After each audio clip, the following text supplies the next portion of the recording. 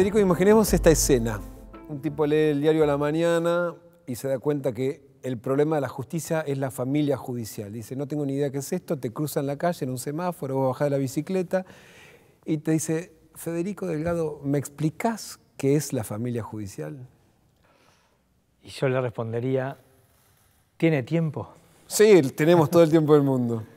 Bien, la familia judicial es, para mí, una parte de lo que es la Argentina.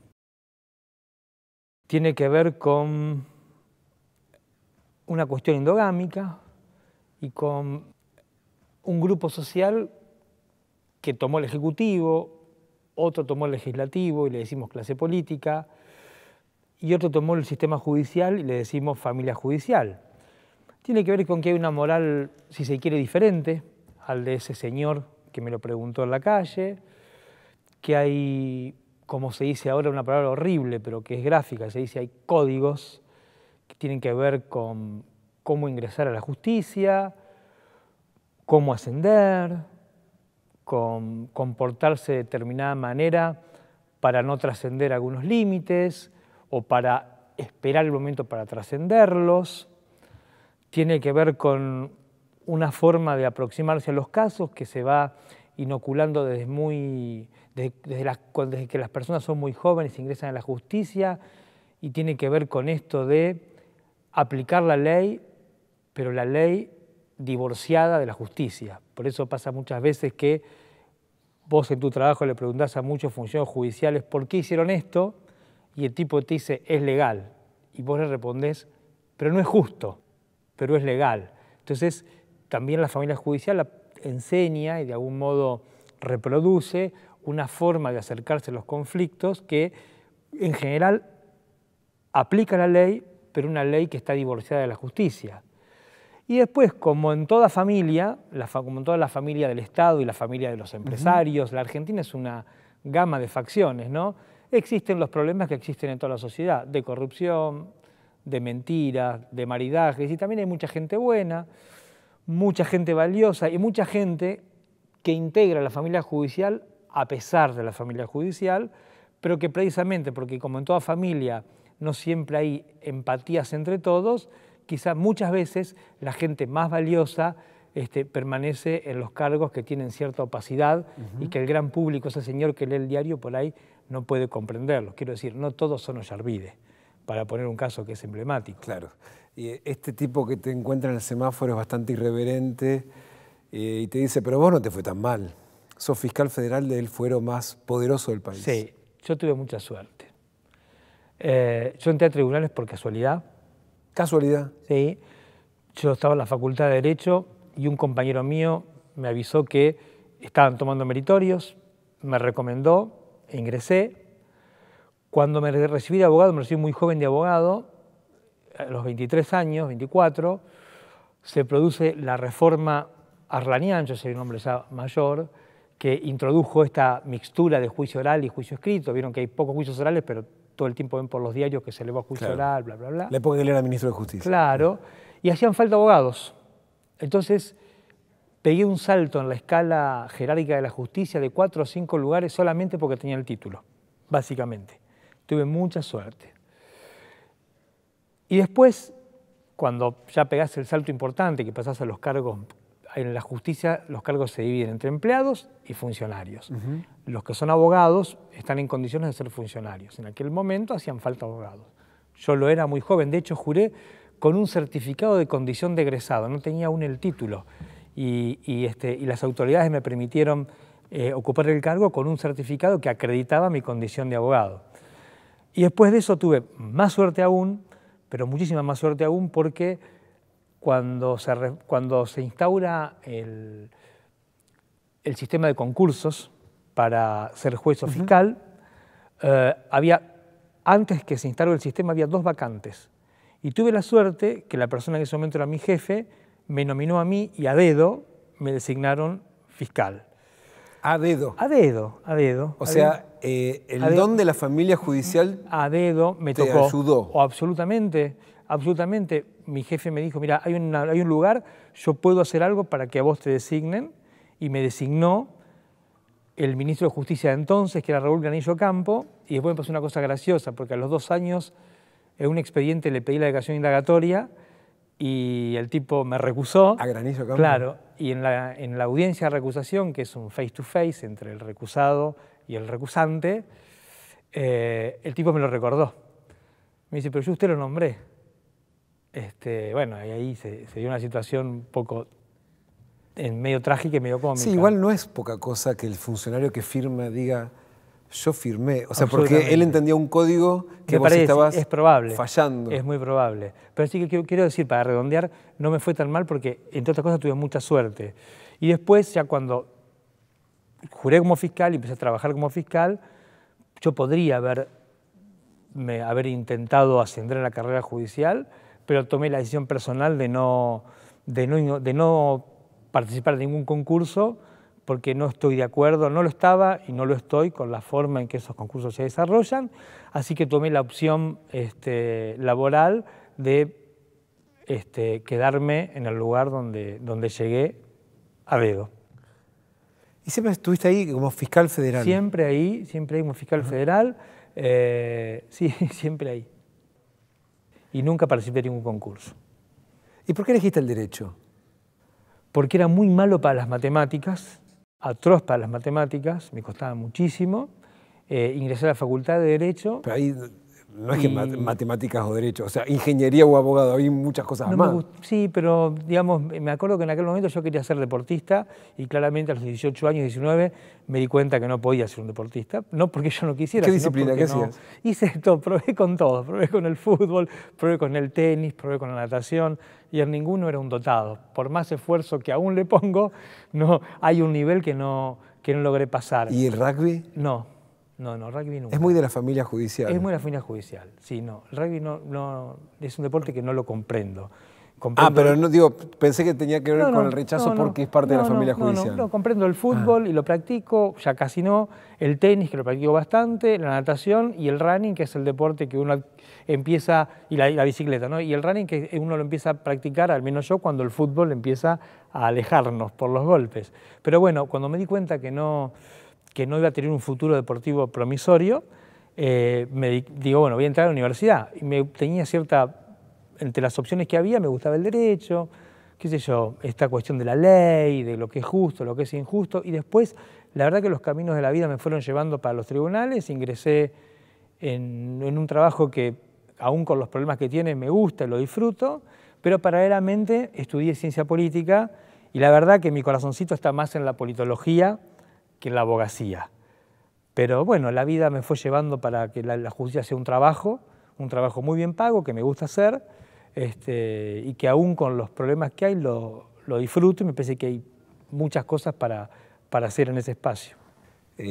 La parte que no se disfruta es la que uno ve desde este lado, y seguramente también vos como ciudadano, que uno tiene no la sensación, sino la certeza de que no hay justicia. Y en especial en el fuero en el que estás, claro, donde se investiga al poder ya sea económico, al poder político. Está el caso de Menem, que está recontra condenado y, bueno, probablemente vuelva a ser senador de la Nación. Sí, la verdad que el vector que atraviesa a la justicia, sobre todo la federal, es el de la impunidad. Digamos, sería tonto que yo diga otra cosa, porque si yo digo otra cosa, vos pedirías una computadora, empezás a buscar en Google y vas a ver que en todos los escándalos no ha pasado nunca nada. Es decir, que si uno se atiene a la lógica de los hechos, que como decía Feit es lo único sagrado, vemos que la regla es la impunidad y en muy contadas excepciones hubo algún tipo de castigo. Y cuando hay castigo llega tarde y encima se aplica más tarde aún, con lo cual uno puede pensar que para el poder económico, para el poder político, la estrategia más remunerativa siempre es el delito, porque es como que el delito en Argentina no se paga. Qué sé yo, bancos vaciados, ministerios vaciados, obras públicas donde se ha robado absolutamente todo. Y si uno va a las cárceles permanecen llenas de pobres, porque no es que están vacías. Sí, hay un problema grave con la impunidad, gravísimo con la impunidad. Y me parece que recién ahora los ciudadanos, al menos algunos sectores, están empezando a relacionar dos cosas que parecen que habitan espacios diferentes, que es nuestra calidad de vida y la corrupción. Es como que la corrupción a veces se percibe lejana una cuestión de los bueno, políticos. Estalló en 11, ¿no? En pero la yo creo de que, 11. creo que la tragedia de 11 fue lo que llamó la atención muy fuerte en punto a que la corrupción mata y que la corrupción influye mucho en nuestra calidad de vida y que nuestra vida privada está atada a nuestra vida pública y que si nuestra vida pública es pobre, eso también empobrece nuestra vida privada porque viajamos mal en subte, porque viajamos mal en tren, porque las bicisendas no nos gustan, porque nadie respeta los semáforos, porque los hospitales están mal, porque los maestros ganan muy poco dinero. Entonces me parece que empezamos a relacionar esas cosas que obviamente están íntimamente vinculadas, pero por ahí la mirada del hombre de a pie, quizá porque tiene otro tipo de preocupaciones y porque tampoco es su función interpretar esos fenómenos políticos, permanecían esos espacios como divorciados, ¿no? Pero me parece que despacito se están empezando a construir como puentes y eso me parece sano. Igual decís despacito, yo igual tengo la sensación de que la corrupción todavía no es piantavotos. No, claramente. Basta ver la oferta electoral. Basta ver las elecciones pasadas, las anteriores, estas que estamos empezando a recorrer, este proceso electoral de este año, para ver la oferta, y uno cruza la oferta de candidatos con Google y se va a encontrar con correlaciones muy fuertes, digamos, con casi todos los candidatos, si no estuvieron procesados, lo están o están en vías de serlo, algunos están procesados, muchos están manchados, condenados públicamente y a lo mejor zafaron en la justicia, pero sí, es evidente que la corrupción aún no es piantavotos. Y al politólogo le pregunto, ¿por qué crees? No lo sé bien. Me parece que hay un problema colectivo que tiene que ver con una construcción de valores, ¿no? En la Argentina, la relación de los argentinos con la ley es muy complicada. Tenemos tendencia a, si hay un camino que es el de la ley y hay una diagonal, a tomar la diagonal. Esto pasa con el político, que cuando llega al cargo y tiene que asignar una obra, se le asigna a un primo, que para eso primero hizo la empresa, tiene que ver a otra escala y con otra densidad con la persona que cruza el semáforo en rojo porque es de noche y está apurado. Me parece que hay una relación, los argentinos, la relación que tenemos con la ley es exterior. Pensamos que la ley es algo que nos oprime, que está lejos y que no es un mecanismo que utilizamos nosotros y que en un punto destila nuestros valores para resolver nuestros conflictos. No sé si se entiende. Sí, claro. Pero la ley debería ser, en principio, si uno se remonta a la antigua Grecia, a Roma, a esos lugares, la ley tiene que ver con la expresión de nuestros valores colectivos, individuales y colectivos, es una construcción social. La ley acá se percibe lejana, se percibe abstracta y se percibe como que es algo que nos arruina, que nos molesta. Bueno, vos hablabas de lo que es legal, pero no justo. Y tiene que ver... Porque sí, puede ser muy legal, pero esa ley no me expresa a mí. Porque se ha divorciado la ley de la justicia. Hay una construcción que tiene que ver con... La filosofía del derecho ha trabajado mucho esto y hay mil formas de explicarlo, pero básicamente tiene que ver con que en la antigüedad clásica las palabritas ley y justicia iban de la mano. La ley expresaba la justicia. La modernidad, a través del positivismo, y tiene que ver con la sedimentación de los últimos 150 años de historia, ha separado la legalidad de la justicia. Y entonces la ley nos da certezas, nos permite saber que tal cosa se puede hacer y tal cosa no se puede hacer. Lo que pasa es que en algunos contextos históricos lo que se puede hacer por ahí no es justo. Digamos, yo puedo por ahí, no sé, hacer algo que para la ley no es una infracción, pero es probable que a lo mejor nuestro grupo social no lo percibe como justo. Entonces esa tensión es la que nos aleja. Y si nos aleja de la ley estamos sonados, porque el camino de la ley es el peor, pero el mejor de los posibles. Porque la otra alternativa es la ley del más fuerte, tanto física, económicamente, simbólicamente, y es una vuelta, es negar la noción de comunidad. Digamos, vivir juntos requiere algunas reglas de juego. Si las reglas de juego no nos expresan, estamos sonados. Me parece que en la Argentina nos pasa un poco eso, ¿no? Es como que está divorciada la estructura institucional de nuestra realidad. Hablando de estructura institucional, la justicia en general, pero particularmente los fiscales federales, están atravesados en medio de una guerra política partidaria, donde el gobierno quiere echar a la jefa de los fiscales, a la Procuradora General de la Nación. Hay otros que se los ven militantes del gobierno, hay otros que eran militantes del gobierno anterior. hay quienes quisieron encasillarte en alguno de los bandos. ¿En qué medida eso afecta a tu trabajo como fiscal? Afecta al trabajo de todos. ¿Pero por qué? Me parece que hay lo que decís, yo coincido con lo que decís vos, pero porque me parece que nuestro modelo de organización social está atravesado por el espíritu de la Revolución Norteamericana. En la Revolución Norteamericana se concibe un poder, los padres fundadores piensan un poder ejecutivo que tiene una tendencia, que es casi un monarca sin corona, a avasallar todo lo que encuentra, piensa un lugar de representación del pueblo, que es el Congreso, que también está sujeto a los humores oscilantes de las personas, y piensa un poder moderador, un poder que está un poquito afuera de la locura del Ejecutivo y de la desmesura del Legislativo, y que va a ser un poco el contrapeso. Por eso tiene algunas protecciones, como que el sueldo no se puede tocar, como que duran... El privilegio de que no pagan ganancias. Esos privilegios.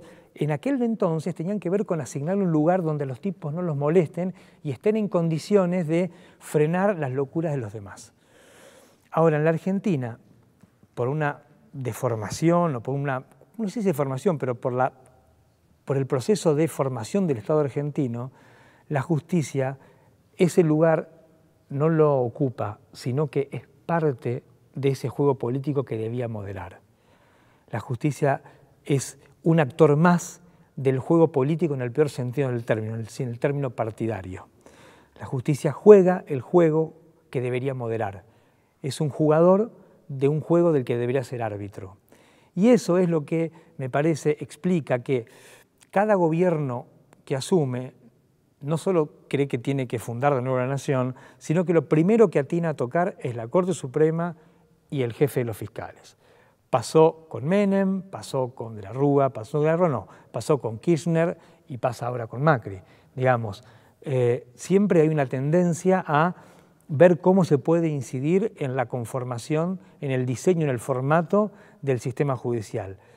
Y bueno, y eso pasa un poco lo que decís vos, ¿no? La justicia termina atrapada en un juego que debería moderar. Y eso no solo afecta el trabajo de los funcionarios en particular, sino que afecta, insisto con esta noción, con nuestra calidad de vida pública, que es uno de los insumos más importantes de nuestra vida privada, porque si la justicia está afectada en ese juego, es bastante probable que no aplique justicia de acuerdo a la ley, sino a otro tipo de intereses, que a veces no solamente es el dinero, la corrupción, pueden ser intereses partidarios, amiguismo, miles de cosas, pero claramente los conflictos, cuando los solucione, si es que los soluciona, los va a solucionar de un modo, de un modo que no nos va a hacer bien. Entonces, en ese sentido, me parece que afecta a la vida de todos nosotros.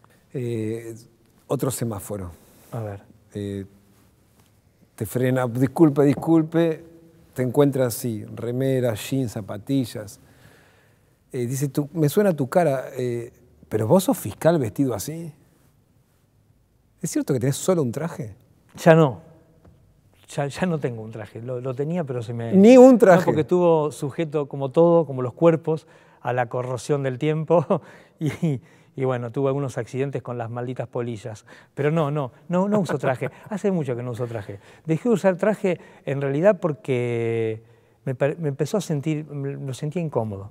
Me sentía aprisionado por el traje y me parecía que era una cuestión estética que no afectaba el rendimiento, que no se podía medir el trabajo de una persona por la calidad del traje que tenga. Me sentía incómodo y cuando lo odié siempre. Y cuando fui fiscal y me consolidé en el cargo, tomé la decisión, digo, no uso más traje. Y al principio, bueno, obviamente tiene algunas... Increíblemente esas pequeñas sonceras tienen... En el lenguaje palaciego tienen costos muy importantes. Es que hay audiencias donde te exige la corbata. Pero después, como todo con el tiempo, se va sedimentando. Pero sí, me parecía, al principio increíblemente, por ahí causa más, llama más la atención que una persona cómo se viste que lo que haga. Pero bueno, eso también es un síntoma de que hay mucho para trabajar, ¿no? Para poner la atención en otros lugares. ¿Y no ayuda un poco a esto de cosas, no, porque total Delgado está loco? Sí, bueno, a mí, lo que pasa es que sí, hay un proceso de, digamos, todo lo que uno hace, no ser parte a veces de la familia judicial tiene algunas cosas a favor, como los espacios de libertad que uno puede tener a la hora de trabajar. También tiene algunas cosas en contra. no ser parte de la familia institucional, digamos. Uno se somete a procesos de desgaste, digamos, que tienen que ver con lo que los tipos pueden encontrar. Y a mí lo que van a encontrar es esto, es hoy lo que se ve. Entonces, Delgado está loco, Delgado es marxista, Delgado es kirchnerista, Delgado es macrista. Creo que he pasado por todos los espacios, sobre todo en el último tiempo, por todos los espacios. La descalificación para mí viene por ese lado. Pero nada, qué sé yo. ¿Y alguna vez pasaste por algún espacio político en la facultad? ¿Te acercaste a algún espacio En la político? facultad, cuando eran mis años mozos, sí, claro, pasé como casi todos los jóvenes por espacios de centroizquierda. No, casi todos Pero no. bueno, al menos en los que estudian ciencias sociales y hacen ese recorrido, casi todos pasan, al menos los que yo conozco, debo ser un poco más humilde, pasan por esos lugares, pero muy periférico. Muy periférico. O sea, Nunca me interesó la política partidaria. Me encanta la política, amo la política con mayúsculas, pero nunca comprendí la política partidaria. Me parece que está habitada por egoísmos, por miserias, increíblemente lugares que donde la cosa pública debería ser lo que prima, está habitado por intereses medio mezquinos y no me parece un lugar cómodo. Entre el mundo de la familia judicial y el del poder político siempre aparece un actor que no tiene una cara visible, pero que tiene nombre, que se llama el operador judicial. Claro, sí. ¿Cuántas veces te tocó la puerta? No muchas, porque para que alguien toque la puerta uno tiene que decir dónde vive también, o para que alguien te llame por teléfono tenés que dar el número. Al principio, cuando me nombraron, sí, aparecen los operadores, o como lo llamo Balconada, que me parece mejor la palabra, conectores. Conectores. Porque son los que conectan los intereses más egoístas de los imputados o de los querellantes con los intereses altruistas del sistema judicial. Y ahí sale una mixtura que es espantosa. ¿Y qué te pide el conector? Pero al menos en mi experiencia, el conector o el operador, como lo decís vos, las 2 o 3 veces que me fueron a visitar, siempre era expresarme la preocupación de alguna entelequia que uno no puede ver bien, que es el poder, la presidencia, del sistema judicial, del sistema institucional. Yo, la verdad que las veces que más lo sufrí en carne propia, yo era muy joven, tenía 30, 31 años, fue con los sobornos del Senado. Fue una especie de bautismo de fuego para mí en muchos aspectos, y sobre todo en eso de tener que lidiar con los conectores o con los operadores, que aparecían de los 4 costados, siempre con esta historia de que ojo con avanzar por acá porque se cae la República, ojo con este lado porque esto te va a costar el cargo. ¿Alguna vez te ofrecieron plata? No. Una sola vez, en ese momento, un tipo me insinuó que había algunos modos, había algún sistema que podía mejorar la vida de los funcionarios, pero quedó ahí porque, como toda charla, siempre hay que... todo yo que interpela un tú requiere un ida y vuelta.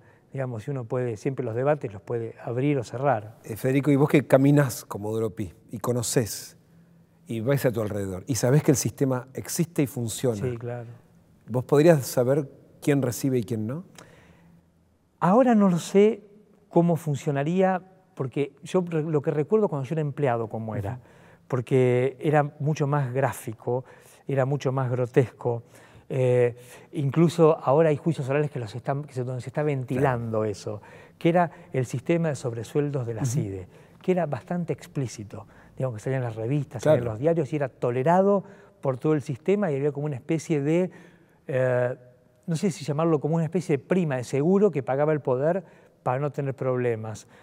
Y en tribunales sabíamos todos quién estaba de ese lado y quién no, que no eran todos, pero sabíamos claramente. Después, como todo se va sofisticando, a mí me parece que también con los operadores me parece que reducirlo a un sobresueldo, una suma de dinero, es también pecar de inocente. Digamos, porque las personas, no todo el mundo persigue el dinero, también hay un montón de mecanismos un poco más sofisticados de cooptación que tienen que ver con viajes, con congresos. El roce social. Con congresos, con muchos tipos que tengan la oportunidad de pertenecer a un círculo aunque nunca hubiesen pertenecido, Y ahí se generan, me parece, relaciones sociales que funcionan como un corset y que van constriñendo la subjetividad de las personas y le van marcando los espacios, porque por ahí es más difícil el miércoles tomar una decisión contra el tipo con el que tomaste champagne el domingo en un cumpleaños.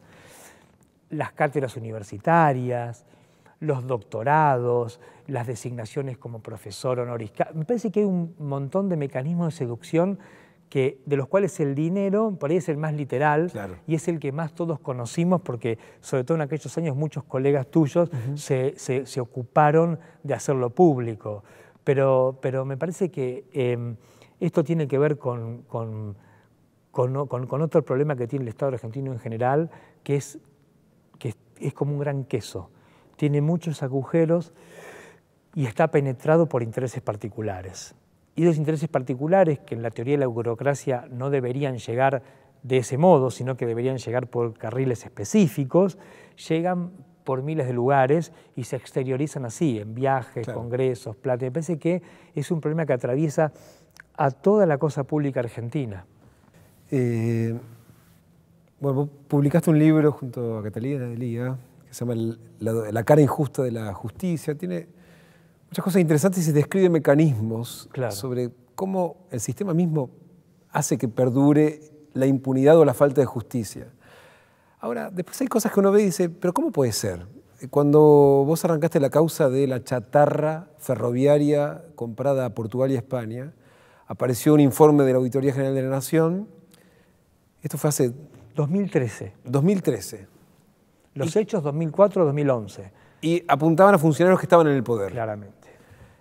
Y ahora solicitaste hace poquitos días la elevación a juicio oral con los mismos elementos que tenías hace 4 años. Nosotros, cuando vimos el informe en el 2013 con mis compañeros, dijimos, listo, ya está. Era un informe que tenía estas fotografías y demostraba que lo que se había anunciado como política pública, que era crear empleo para reparar maquinaria usada y ponerla en funcionamiento para mejorar nuestros trenes, no se ve cumplido. Que hemos comprado chatarra, que no se usó, se ha pagado carísimo y que haya habido intermediarios, sobornos, cohecho y un montón de cosas. Entonces, cuando vimos el informe de la Auditoría General de la Nación, que tampoco es un organismo que es de la sociedad civil, que puede tener algún tipo de interés, sino que es el organismo de control del Estado que además depende del Congreso y lo preside la oposición, digamos. Y vimos el informe que era serio, detallado, le dijimos al juez, bueno, se acabó, empiece a procesar a las personas, claro, que, según este informe, son los responsables, que básicamente era del Ministerio de Planificación, debido para abajo. Debido para abajo. Para abajo. Sin embargo, recién en el año 2016, el juez decide meter preso a Jaime, a Ricardo Jaime, que es el secretario de Transporte, y a fines del 2016 y principios del 2017 procesa a debido, y nosotros ahora hicimos la elevación a juicio, que tampoco es gran cosa, porque es otro problema grave de la justicia argentina. Procesa mucha gente, cada vez más, pero no hay tantos juicios orales. Pero eso. Y eso es terrible. Por ejemplo, digamos, el otro día lo de Vudú fue paradigmático. No sé si es culpable o inocente, pero al tipo durante 2 años lo sometieron a proceso y cuando llega el momento del juicio le dicen, uy, nos damos cuenta que no había derecho a investigarlo porque el Estado tiene un plazo para investigar y ese plazo se nos venció. Pero yo hoy como ciudadano me miro en el espejo y digo, qué idiota que soy. Y sí, no hay juicios. ¿Pero eso qué significa? Porque un abogado no se da cuenta automáticamente si el delito que se está investigando prescribió o no. Sí, claro, pero además de tener razón, te la tienen que dar. Y la razón te la dan los jueces. Pueden no dártela. Pero en el medio pasaron varios. El juez de instrucción, la Cámara que aceptó y que elevó a juicio oral. Sí, pasaron muchas cosas. La ley... quienes tienen que interpretar la ley son en general los jueces. Las cámaras de apelaciones son los superiores de los jueces que vemos por televisión, digamos, de los Ollarvide. Las cámaras de apelaciones interpretan la ley, tienen márgenes de interpretación, pero en general lo que ellos dicen no lo puede revisar nadie. Por una ingeniería institucional. Entonces, a veces pasan estas cosas, que lo que podría estar prescripto se deja una zona gris de ambigüedad, que dice, bueno, esto hay que resolverlo más adelante, ese más adelante es el juicio, y entonces es una historia de una pelota que rueda, que rueda, que rueda, pero que nunca se define. Yo lo llamo la calecita judicial. Sí. Es como una calecita donde hay un tipo, el calecitero en mi época te mostraba la sortija, sí, pero ahora hay una caleta que gira y ningún calecitero que muestra la sortija. Y un día para o no para nunca. Pero lo concreto... Pero termina siendo como la ruleta, porque puede parar en cualquier lado. Exactamente, pero lo concreto es que en la Argentina no hay juicios orales. De hecho, vemos que están muchos funcionarios, candidatos procesados, y sin embargo no hay ni siquiera perspectivas de que haya un juicio oral. Salvo el caso de María Julia Alzogaray, sí, el caso de Once, el caso de Mariano Ferreira, que ahí se juegan otras cosas, el caso de Cromañón. Después la corrupción en general no paga. Bueno, pero la venta de armas a Croacia y Ecuador tuvo juicio. Claro, pero ¿cuánto tardó? 20 años. El hecho es de 1995. Estamos en 2017 y aún, 1995, 2017, y aún la sentencia que condena a Carlos Menem no está firme. Es decir, técnicamente Menem puede seguir apelando. De hecho, creo que apeló a la Corte Suprema. Eso claramente habla de un problema grosero de administración de los tiempos. ¿Y quién inventó la calecita? Porque yo no sé si la calecita es la familia judicial, obviamente, en acuerdo con el poder político para que la cosa total gire y no haya nada, o que efectivamente hemos diseñado un sistema perverso para que la sensación sea la injusticia permanente, no sé. A mí me parece que toda nuestra legalidad, nuestra ingeniería legal, parte de una premisa que es un poco inocente. Piensa que quienes tenemos que aplicar la ley vamos a ser leales a la ley. Y da por sentado que los jueces, los fiscales, los abogados, vamos a ser fieles y leales a la letra de la ley. Y no contempla, no tiene un plan B para aquellos casos en que los actores, los jueces, los fiscales, los abogados, no son leales con la ley, la traicionan y la usan como un instrumento. Entonces nos encontramos con un montón de juicios que uno los lleva a la facultad y les explica a los chicos y lo compara lo que dice la ley con lo que pasó en el expediente y no tienen nada que ver. Y básicamente es porque no hay plan B. Hay actores que no son leales con la ley, pero no hay premios ni hay castigos para esa situación.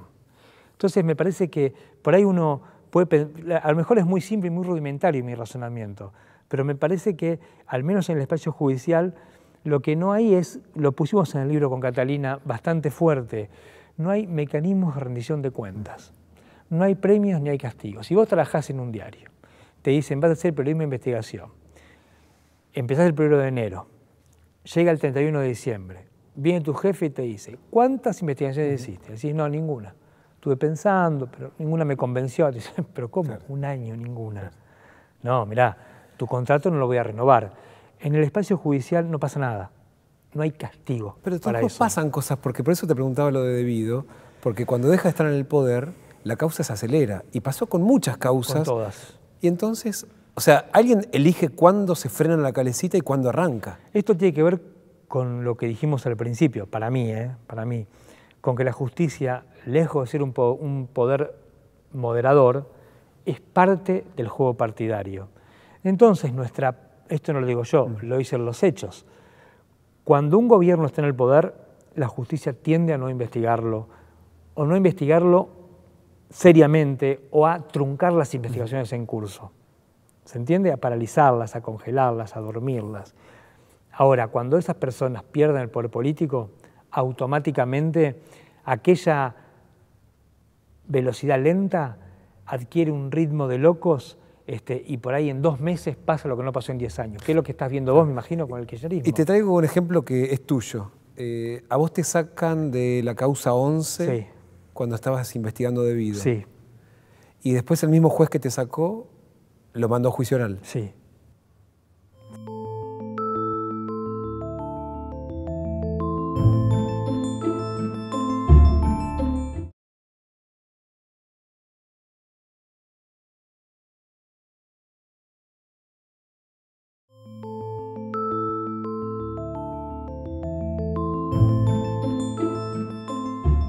Te traigo un ejemplo que es tuyo. A vos te sacan de la causa 11 sí. Cuando estabas investigando debido. Sí. Y después el mismo juez que te sacó Lo mandó a juicio oral. Sí, fue así. Pero no pasó con Lázaro Báez, pasó con Jaime, pasó con Devido, antes pasó con Menem, pasó con Alderete, pasó con María Julia Alzogaray. Es la historia de la justicia argentina. Y me decías, no hay castigo, no hay premio. Ahora, pero ese juez es un ídolo.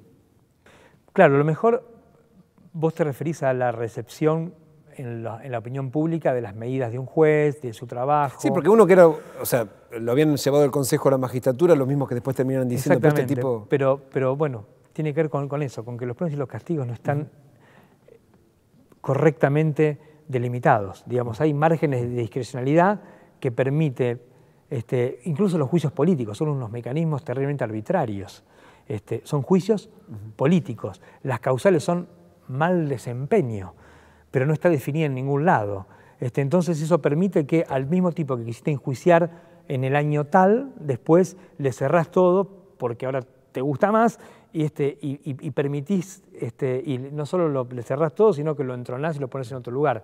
Digamos, pero tiene que ver con esto, que aunque no hay juicios y no hay premios y castigos claros, no hay, por ejemplo, los concursos. Vos querés ser juez, mérito. El mérito viene dado por tus antecedentes y por un examen. Hasta ahí, fenómeno.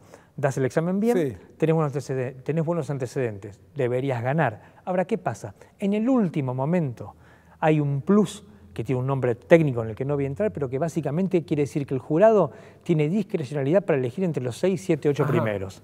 Entonces tu esfuerzo, que hiciste 2 doctorados, escribiste 3 libros, trabajaste un montón, diste un gran examen, no va a servir porque me van a elegir a mí, porque a lo mejor yo era amigo, compañero sí, claro, del club. Eras entonces, de la familia. Entonces, vos que diste el mejor examen, que tenías los mejores antecedentes, vas a quedar cuarto. Y yo, que por ahí era del montón, voy a quedar primero. Eso tiene efectos terribles hacia adentro. Hacia afuera es un escándalo, es legal, no es justo, pero hacia adentro, hacia el tipo que está en tribunales y no de la familia judicial, tiene un efecto devastador. Porque vos decís, ¿para qué estudié? ¿Para qué trabajé? ¿Para qué me preparé? ¿Por qué yo como un tonto, mientras escribí un libro, este tipo estaba jugando al golf con los que van a hacer, lo van a elegir, entonces a él lo eligen, que jugó al golf y a lo mejor se dejó ganar, y yo que como un tonto me esforcé, veo que ahora pierdo. Lo peor que puede pasar es que ese se anote para tomar clase de golf. Puede pasar. Hace unos meses, charlando con la jueza Servini, me decía que uno de los grandes problemas que tiene es cómo se obstruye la justicia, por ejemplo, con causas por tenencia de estupefacientes para consumo personal. Que tal vez cuando está de guardia su juzgado le caen 400, sí, que es una causa, un expediente, todo lo que implica eso, sí. Y que eso bloquea, obstruye. Claro. Hay una gran hipocresía en la concepción legal de la Argentina. Ustedes todos vemos Netflix, vemos las series, y vemos que en Estados Unidos e Inglaterra el sistema judicial elige qué casos tomar. Dice, este caso lo llevo a juicio, este no, este sí, este no. En la Argentina hay un artículo del Código Penal que dice que todos los delitos que se cometen son iguales y que todos merecen la misma intensidad de investigación. O sea, el pibe con Paco o un narco es lo mismo. Con lo cual, la Argentina se puso un techo o un piso altísimo. Entonces, ese es el problema que dice Servini. Para Servini, que tiene causas muy importantes, digamos, en el plano de los principios, es lo mismo. La causa más importante que, qué sé yo, la de la efedrina, que la tiene ella, es igual que las 500 o 600 de un pibe que a lo mejor estaba con Paco en una esquina y ese proceso judicial, que además es discutible que eso sea un problema judicial, no sea un problema social, digamos, pero ese caso del pibe con un porro, del pibe con Paco, que es una problemática social diferente, a Servini le va a insumir un montón de tiempo, va a tener que resolver todos esos casos y probablemente primero esos, porque esos chicos están presos, y después volver a retomar la actividad con las otras. Esa dinámica es rigurosamente cierto, eso se da. Y tanto como fiscal y como ciudadano, ¿qué haces vos con ese pibe? Bueno, nosotros hemos hecho muchísimos planteos con eso, porque, digamos, Argentina fabrica socialmente, no ni el gobierno, ni el Estado, la Argentina fabrica miseria y la miseria trae violencia. Nosotros tenemos una fábrica social de miseria y de violencia. Cada vez hay más pobres y cada vez hay más violencia y la sociedad se va fragmentando cada vez más. La respuesta penal es la peor de ellas, porque es la violencia, es el Estado que te quiere castigar a un tipo que está tratando de mitigar la dureza de su vida con droga. En mi opinión personal, eso es un problema de salud pública, es un problema social, es un problema de un hospital, de un médico, de un psicólogo y a lo mejor de un ministro de Acción Social. Sin embargo, esa opinión mía convive con la tensión de la obligación de perseguir todos los delitos.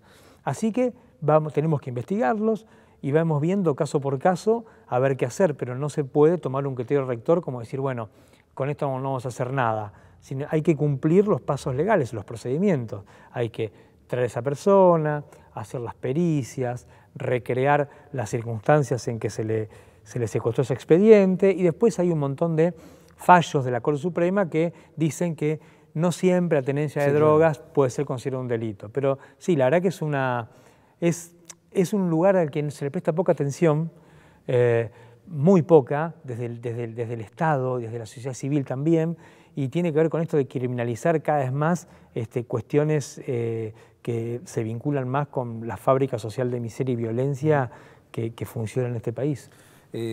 Hablaste de procedimientos y habías hablado de Netflix. ¿Qué herramientas tenés vos para investigar? ¿Se parecen más a las de Netflix? No, tenemos limitaciones muy serias. Básicamente, nosotros aún citamos a las personas por telegramas. ¿Telegrama? Telegramas. El telegrama se hace, como cuando yo entré a tribunales, va a una comisaría y un policía tiene que tomar un patrullero, ir a buscar a esa persona a la calle, a la casa. A veces hemos mejorado y podemos mandar el telegrama por correo electrónico.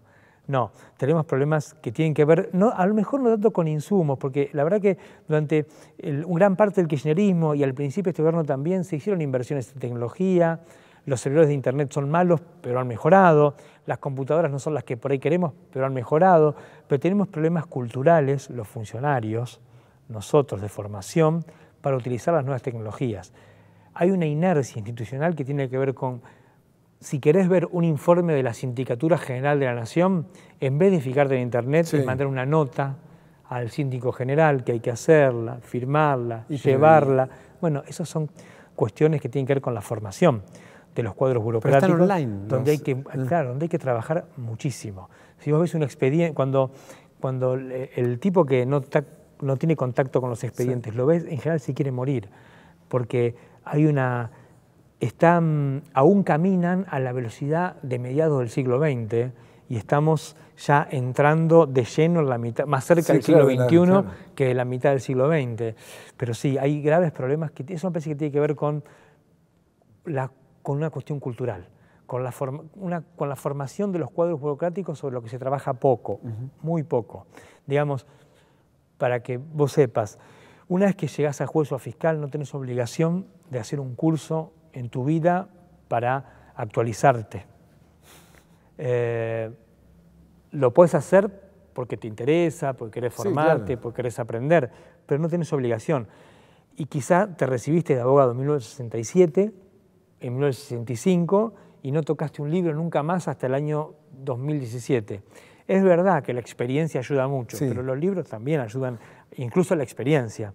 Entonces no hay, y ese pequeño dato que te doy yo lo puedes trasladar a todo el espacio judicial. No hay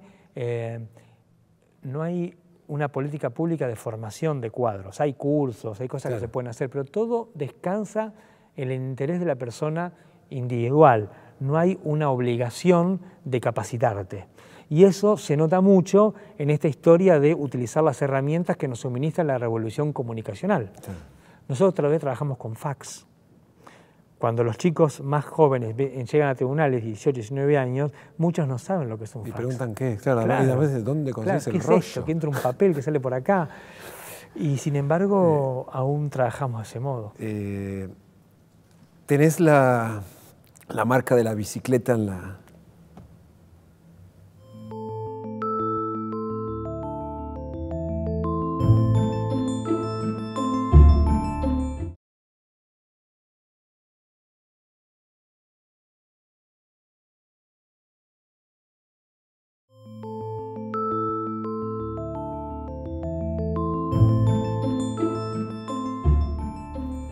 Tenés la marca de la bicicleta en la... ¿Te pasó una camioneta en rojo y te... Pasó una camioneta en rojo despreciando la señal de tránsito. Yo venía en verde, con un error, hacía 2 días que se me había cortado la gargantilla de mi casco colorado, con el que todos me cargan en tribunales, no lo llevaba y eso hizo que la infracción tuviese un impacto más fuerte porque mi cabeza pegó de lleno con el asfalto. Y además la cara. La cara. La cara, básicamente mi piel se levantó como una sábana. Lo primero que pensamos todos es que hicieron matar al fiscal Delgado. Sí, ¿no? Mucha gente. Ahora no falta quién. No falta quién, dicen. Digamos, hubo alguien que tuiteó, de hecho en ese momento, me hubiese gustado ser yo. Sí. Un abogado. Me dijeron que sí. Sí, yo no tengo Twitter. El abogado Morla. Sí. ¿Cuántas amenazas recibís? De ese tenor, tan grotescas, no, la primera vez. ¿Qué hiciste con Morla? Nada. Pero es una persona que dijo que le hubiese gustado pasarte por arriba. Pero no. Con su auto en la bicicleta. Digamos,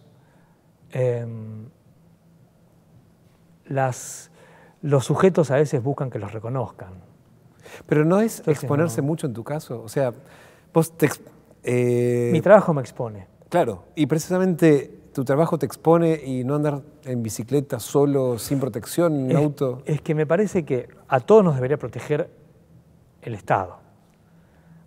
En cada espacio... Sí, pero no todo el mundo persigue narcotraficantes ni pero, funcionarios corruptos. Digamos, ahora me parece que por tu trabajo, tener que renunciar a algo tan saludable como llegar a trabajar con las endorfinas y con el ánimo y el aire libre de estar en bicicleta solamente porque determinados imputados o determinado grupo social no se banca tu trabajo que ha sido validado por las instancias judiciales, me parece que no está bueno, porque si no es como que siempre ganan los malos. Y nosotros tenemos que dejar de hacer cosas que nos hacen bien, que son saludables solamente por si algún malo se enoja.